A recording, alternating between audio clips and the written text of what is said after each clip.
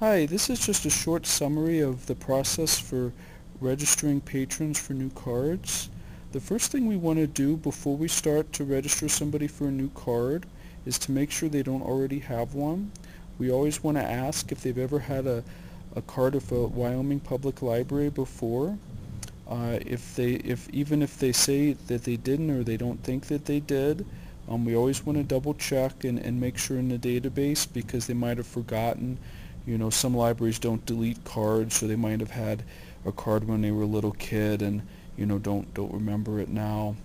So that's always what we check. And we always, if they have a card with a public library, we're always going to modify their card, or they can just use it here if they haven't moved permanently. We're not going to give them a second card for our library. The only exception is the community colleges. If they have a community college card, they can have an additional public library card. When we register patrons, we use this card, and they just need to fill out both sides of it. And in a minute, I'll show you what to do with that information. In order to register, we do need to get a photo ID from patrons, and we also need a proof of local address.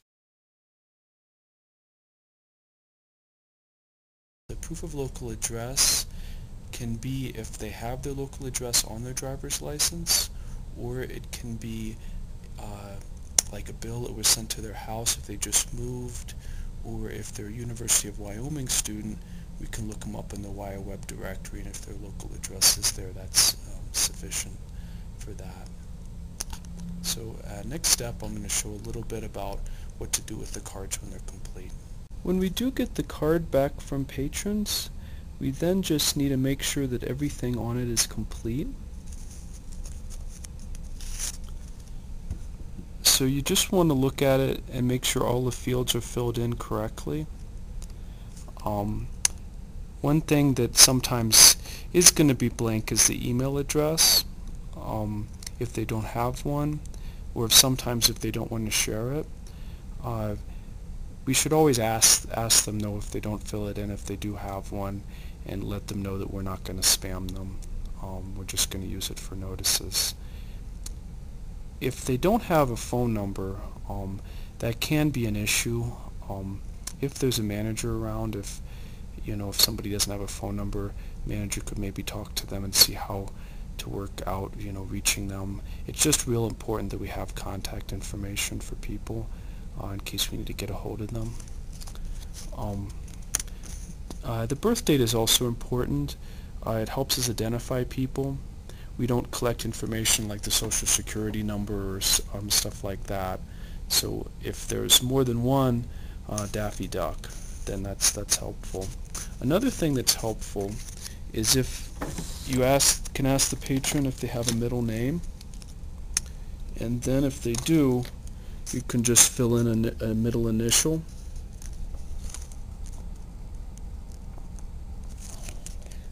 That helps distinguish between if there's more than one John Smith in Wyoming, which there certainly is.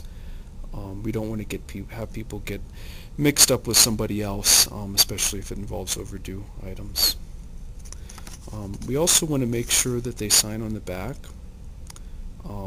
and that we know if they're a UW student, and also adult, junior high, senior high. That usually is pretty obvious, but sometimes it's not.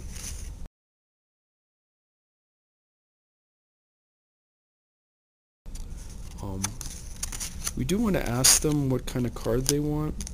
The way our system is, they have a choice of two. They can choose the keychain card, which is good if they're going to clip it on a keychain, but if they're not, generally people tend to lose it more than the larger card. The larger card is probably the most popular choice, and for that one we just want them to sign on the back when they get it. There really isn't a spot for that on the keychain card. When they do pick a card, let's say they pick the larger card for the purposes of this, what you want to do is under the barcode field, that's one that you need to fill in as a staff member, and you just want to write down the barcode from the card onto the green card, so that when we give the patron the card, if we need a follow-up from the green card, we know what number we gave them.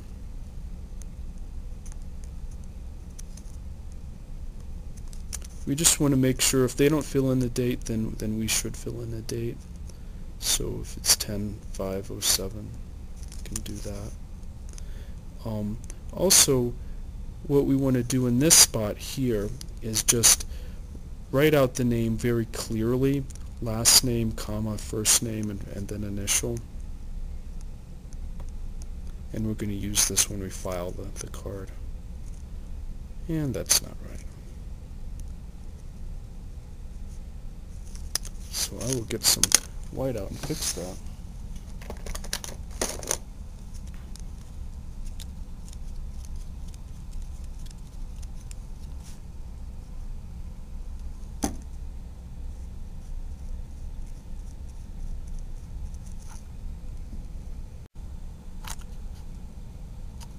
Okay, now I've fixed my mistake, and it doesn't need to be pretty, it just needs to be clearly readable. So now the card is basically done for the paper part of this. One field that we didn't cover here is overlay from. That is when there is a patron who has a card at another library and they're going to switch over to our library. The way that the system works is that patrons should really only have one card for all the libraries in Wyoming. With the exception of the university, which has a separate system. So if they do have a card at another library, they can use that card here, or we can switch that card to be ours, but they shouldn't need to get more than one card. So if it is an overlay, then if you're going to just write the barcode of the old card and the library that it came from, like Carbon County or Laramie County or whichever it is. Now I'm going to go to the computer part of this a little bit. What you're going to want to do, you always want to check when you talk to patrons when they're getting the card set up that they don't already have a card from another library. However, I would still always look up. If nothing else, what this does is that you can see if there's somebody with a similar name, and then you can really make sure about the initials and stuff like that. Because we should always be checking that they have their card or they have photo ID, but there are a lot of libraries in the system, and it's just nice to make sure that we don't have a patron that can be easily confused with somebody else. So